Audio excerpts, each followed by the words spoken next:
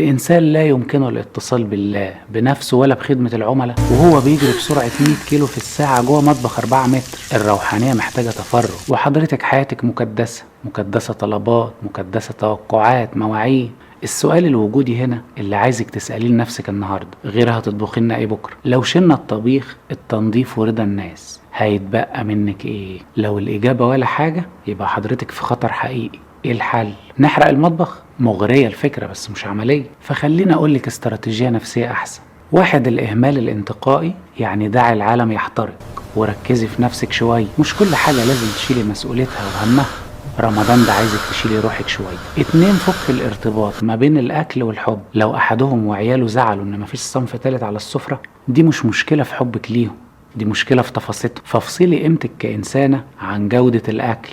الأكل غذاء عادي والله، مش رسالة حب. 3، قانون ال80%. مفيش داعي للكمال. البيت مش لازم يبرق، الولاد مش لازم يستحموا كل يوم في رمضان، الأكل ممكن يجي ديليفري أو يتاكل بايت عادي. لأن ال20% مجهود زيادة اللي بتبذليهم علشان توصلي للمثالية، هم دول اللي بيجيبوا الاحتراق، فوفريهم لنفسك. 4، العزلة. كل يوم ليكي نص ساعة، دي مش رفاهية، دي روشتة علاج.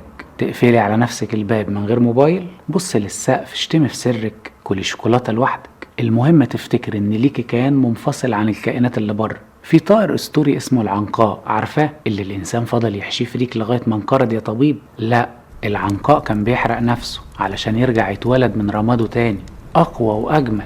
وأنت يا سيدتي كذلك، محتاجة تحرقي الصورة المثالية اللي المجتمع رسمها لك. احرقي توقعاتهم، احرقي رغبتك في إرضاء الجميع. رمضان ده جربي تكوني أنانية شوية، بس أنانية بمفهوم روحي، إنك تحافظي على القارورة اللي في روحك علشان ما تتكسرش. لأن لو القارورة اتكسرت مش هتعرف تسقي حد ولا حتى نفسها، وقمر الدين هيدور على قارورة تانية. ابعتيها له.